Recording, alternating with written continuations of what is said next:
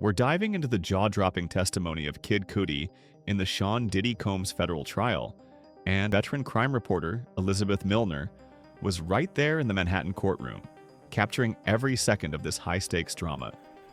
You've seen the transcripts, but what was Kid Cudi's vibe on the stand?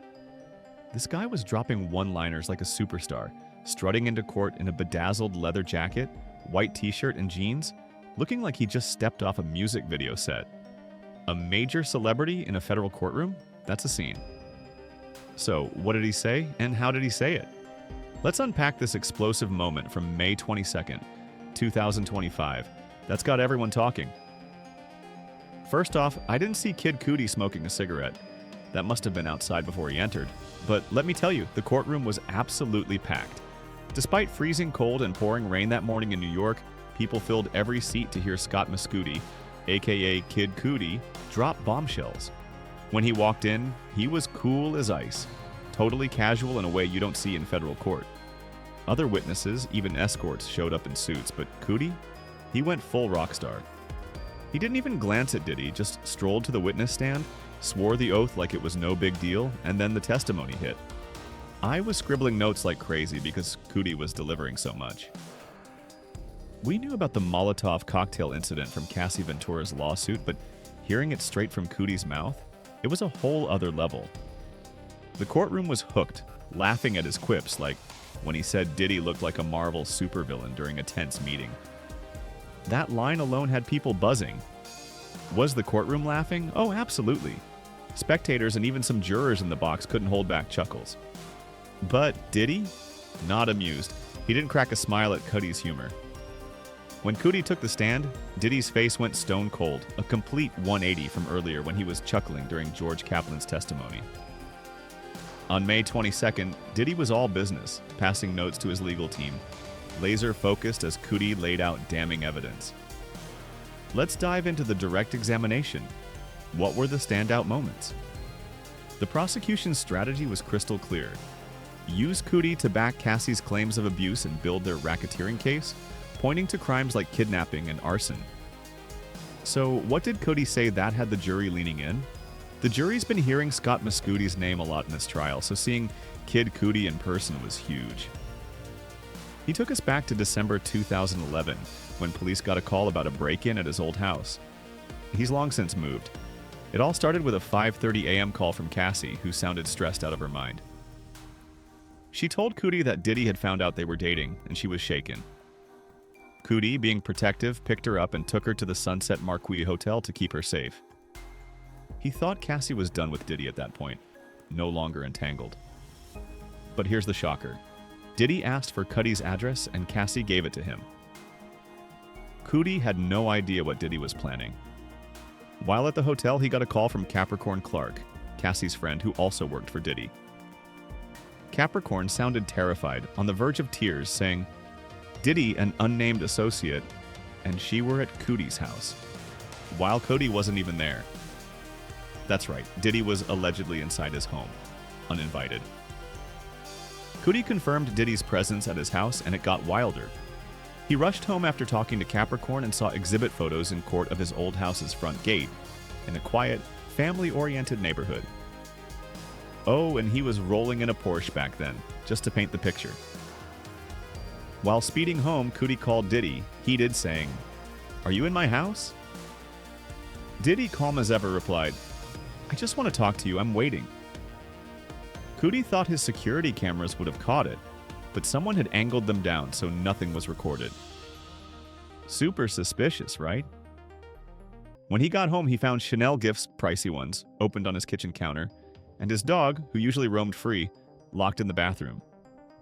That dog was his companion for 2 years, but after the break-in, it was jittery, always on edge. That detail hit the courtroom hard, showing the emotional toll. Cudi was furious. He got back in his car, called Diddy, ready to throw down. He was driving around, hunting for Diddy to confront him, but then he paused, realizing things could escalate dangerously. So he called the police instead. When he got home, cops were already there, and he filed a report. Later, talking to Cassie, she seemed deeply depressed about the whole ordeal. This was December 2011, and Cudi spent the holidays with her at her family's place in Connecticut, but they broke up soon after. Then, just weeks later, on January 9th, 2012, things took a darker turn. A Molotov cocktail was hurled into the driver's side of Cudi's Porsche. The courtroom saw exhibit photos. A hole blasted in the roof, burned seats, smoke damage everywhere. The car was totaled beyond repair with a burnt bottle on the ground. Cudi's friend Chip snapped those photos after his dog sitter called, saying the car was on fire. Cudi rushed home, saw the wreckage, and police were already there. His reaction? A classic Cudi one-liner. What the heck? The courtroom ate it up, but it highlighted the chaos. Later, at a Soho House meeting, Cudi confronted Diddy about the car. Diddy played dumb, saying, "I don't know what you're talking about." Cudi wasn't buying it. During redirect, he slipped in that he believed Diddy was behind the Molotov cocktail, calling him a violent person. This wasn't just about backing Cassie's story, it was about racketeering, with kidnapping tied to Capricorn's forced trip and arson from the car attack. Cudi's celebrity status made it hit harder. The jury might not know his music, but his story was riveting, especially with those chilling exhibit photos. Now, let's talk cross-examination, handled by Brian Steele, Diddy's attorney, who's no stranger to big names. He repped Young Thug. Steele's not flashy. He's straight to the point. No theatrics for the gallery or jurors. He went hard, noting fingerprints and DNA from the Molotov cocktail scene pointed to a female, but an objection got that struck. Steele then turned the heat on Cassie, suggesting she played Cudi. Cudi agreed, saying yes. Steele dug into Cudi's fame in 2011, hinting a deranged fan might have attacked the car, not Diddy. He brought up Cudi and Cassie smoking weed, trying to paint her in a negative light. Steele also probed Cassie's personal life with Cudi, but sidebars with static noise cut that short, leaving the gallery and jurors in the dark. Steele asked if Cassie ever mentioned sexual abuse by Diddy. Cudi said no, only physical abuse like hitting. Shockingly, Cudi admitted he was in love with Cassie and said Diddy never interrupted their time together. The jury was glued, especially after those car photos. Steele highlighted the Soho House meeting where Cudi, Cassie, and Diddy hashed things out, the last time Cudi saw her. Steele pushed that Cassie was living two different lives, and Cudi agreed. He also confirmed Cassie gave Diddy his address. The defense was clearly trying to paint Cassie as manipulative, questioning her motives and burner phones she used to contact Cudi secretly.